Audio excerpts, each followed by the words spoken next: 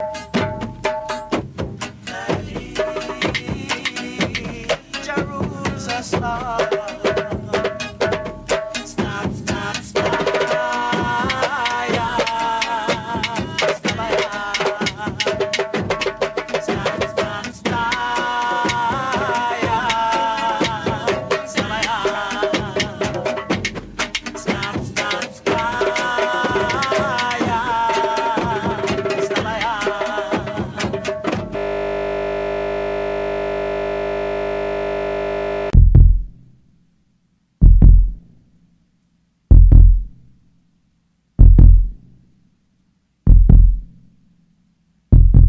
to have what we call a tour around the British Museum. We was disturbed by the European man trying to take us to move away from here. I don't know why. You will need to navigate through the halls of white supremacy.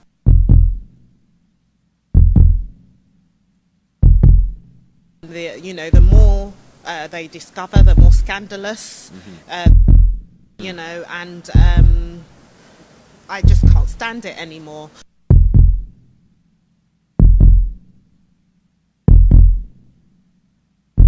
No.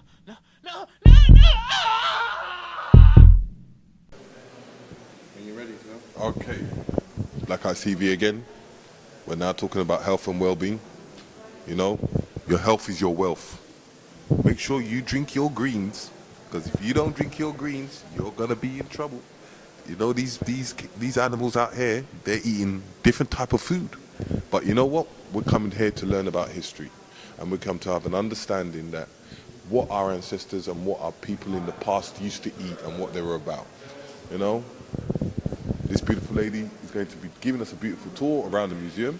So I just want you to know, what is your perspective around the health and well-being of our ancestors in the past? I know that our ancestors were very healthy beings, that they lived to an average age of about 135 years, and that was as recent as the 20th century. I personally know of 2-3 family individuals that lived beyond 115 years, so it was quite common. I know that our diet's changed a lot due to many reasons.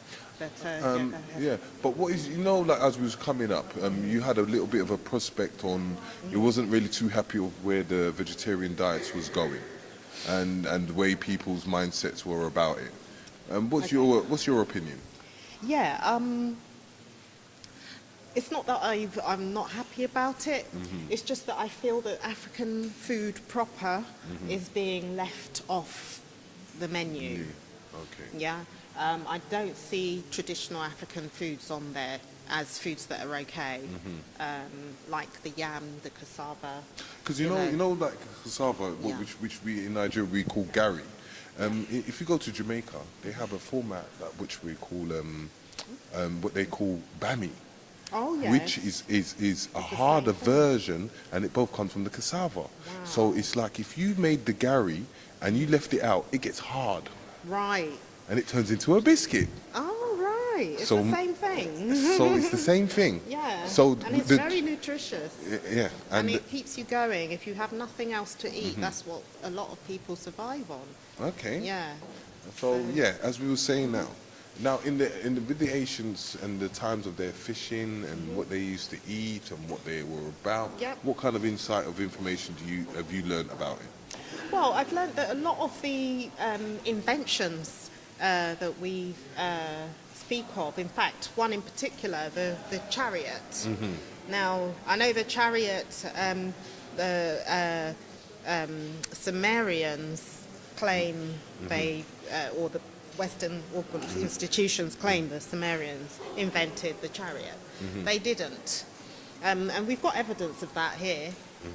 The chariot was invented in Africa by Africans. The difference was that the use of the chariot was for agriculture. So it seems to me everything that Africans invented was for the benefit of humanity. So you have the chariot over there, which you'll be able to see when we walk around there. And you'll see it's being used for agricultural purposes. But the Sumerians or the Assyrians, you know, they used it for war. Okay. And that was the only thing. And that was after the invention of the said chariot. So. Okay. Let's have a good look at this chariot that this beautiful lady is talking about. A period of 1501 to 1474 BC. Okay. Wow. And as you can see, this African man with his afro is pulling a horse along a chariot with a horse. And you can see on the bottom another dual, in fact there's two horses pulling these chariots. One, the top is black and brown horse, the bottom is white horses. And the figure on the right is Neber Moon. People, can you see that? There's a black horse and there's a white horse. What do you think? I leave that to you, leave it into your suspicious minds. So yeah, so that's one of the most striking things, because it's a bone of contention. It's something that the Western institutions insist that the horse and the chariot is a European invention, when in fact we can see that it was in use a long time ago. Yeah, which the Greeks and the Romans took the ideas and even brought it because they even were talking about agriculture in England. Yeah. That's why they put reasons why they wanted to take over the land. Right. So I understand that history over there. Okay, now we're just seeing a little bit around, seeing like our people, they look like they're like rabbits. You know, and they've got a little bit of farming around here. African? Yeah. Okay, ancient Egyptians were African. So as we can see here, they are bringing offerings to Neber Moon. So they are sacrificing animals and bringing them offerings to the temple that was built for the specific purpose of bringing offerings to the dead.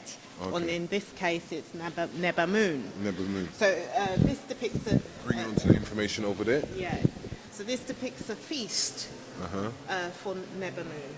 And you can see that it's crowded with all sorts of different types of food and offerings. My point here is that in traditional African spirituality, sacrifice and offerings of food to the dead has been a consistent thing that's been present throughout African culture.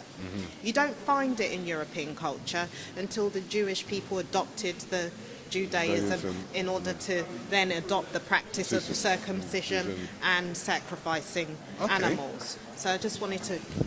You hear that? We started it first. It came from us, nowhere else. You need to go to the motherland. Open your mind. People, wake up. Ready? Yeah, Rich has got a chip on his shoulder. You know we love you, Rich. You know, you're the UK Rich for Black Ice TV 7. Anyway, as we was talking about our ancestors and we was talking about offerings, now we're going to go into that format of the mind and spirit and understanding what information that our ancestors have given us and what history we understand about this kind of stuff. Okay. Anyway. Right, I wanted to come into this particular section here because I wanted to draw people's attention. It's part of the talk, but I wanted to draw people's attention to these three skeletons, and there are three skeletons here. New visitors to the museum may not realise there are three skeletons here because they've been rearranged. Okay. Right, so first of all, at the far end, you might notice a skull. Yeah, right at the back. Right at the back, and then the rest of Come on, Rich, let's quickly go and see that one, quickly. Yeah. The rest of the skeleton is sort of been abandoned. Right over there. People, look at that skeleton. It's a real one, I suppose. It's a real skeleton. Now, the reason, prior to maybe last year, all three skeletons were lined up side by side. This bench was not blocking the view of this skeleton. Yeah. For some reason, perhaps if you could, I don't know if you can get the shot Perhaps because the nasal fossae is in perfect order, you can see it's an African skull. Can you see that, people? Turned it Getting closer to it, direction that you will never, or you will have to bend your back to able to understand that this is an African skull. of the nasal fossae on that skull. Okay? There's people who know the bones, so how to identify Africans, they will know that that's an African. Okay? Now, the middle skeleton was not arranged in this way before. Last time I was here, it wasn't. There were three lined up, side by side, arms flat. If you notice, they've rearranged the arms to have it tucked behind the hip. And the only reason for this that I could even imagine is to distort the length of the lower limb. Okay, because with Homo neanderthals, the lower limbs are shorter than the upper limb. Okay? That's why white man can't jump, that's why they can't dance, that's why they can't do many things. Stiff. Yeah? Because of the shorter lower limbs. The arms, shorter, the lower limbs of the arms and the lower limbs of the leg are shorter, without fail. So if you have a skeleton whose limbs are proportionate in length, you're looking at an African. You're not looking at a Chinese person, you're not looking at a white European person, you're looking at a black African. Okay? Yeah. Just remember that, Africa. Yeah. So these are the skeletons from the Levant, yeah? So you can see they've rearranged this one in the middle to hide the lower length limbs of the arms. The lower limbs of the arms. Okay. And plus, even though that skull is badly damaged, the one in the middle, you can't see the nasal foot because the nasal foot. No, like for me, you know, like in that form of spiritualness, and even though the spirit has left the body, and as we all know, we bury our ancestors to rest. Now, doesn't it feel different when you've now actually taken these original bodies and not to even make duplicates? No. Right, and then put it into a glass container. Yes. Do you feel that that brings a different form of energy, or how do you feel about it?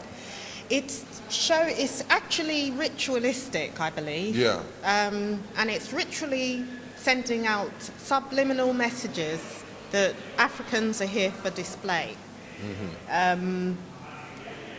For example, you know, I just think that the mentality of the world of academia is disconnected from humanity.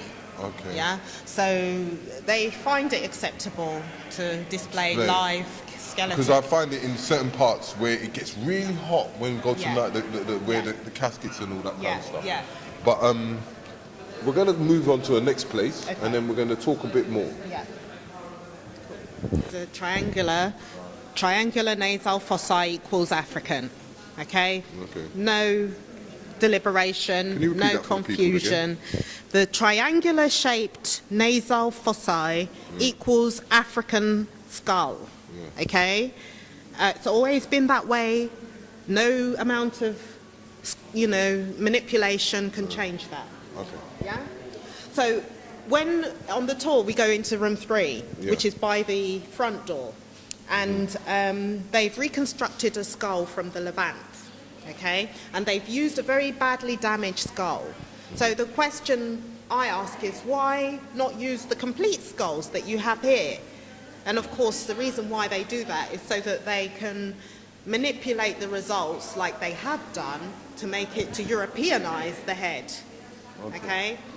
So we're forever battling. I hope you're enjoying this, because this is information that you would never get from anyone else. Yeah. Okay. Back again, Black Eyes TV 7. Look at my gift. It's amazing. Look what I got. Do you want one? Come on the tour, because she's going to explain what the tour is about. So when you come, you get the information. Yeah. So the tour is on a Sunday, The next one is this Sunday, in fact. You just go on Eventbrite, look for Ancient Africans in Europe, Asia and America. That's the name of the tour. Ancient Africans in Europe, Asia and America. You see, I will show you the presence of Africans in these continents outside of Africa and show you how they molded and influenced and in fact built civilization itself in those regions. Okay, we'll expose the lie that the Peking man, who we know is Homo erectus, which is not human and is not a human ancestor. They use the Peking man to say that humans arrived in Asia 700,000 years ago. It's a lie. Homo erectus is not human. We know this, we've known this since 2001. So why are they still purporting the lie? But shh, we got to keep that one quiet, Yes. because you have to come to the tour. You have to come to the tour, and when you come to the tour, you will get the secret information. Not everything can be televised. So do come. You're gonna be blown away. Okay. So I will show you every element of information that you need to know for each region, and we also cover Africa as well, and the history of. Thank you very much, and take a shot of this hat. You can see it there. That's my gift. You can get your gift when you come to the tour. Yeah, this is Terry Riggs, the UK tour to the rest of the world. HKTH, baby.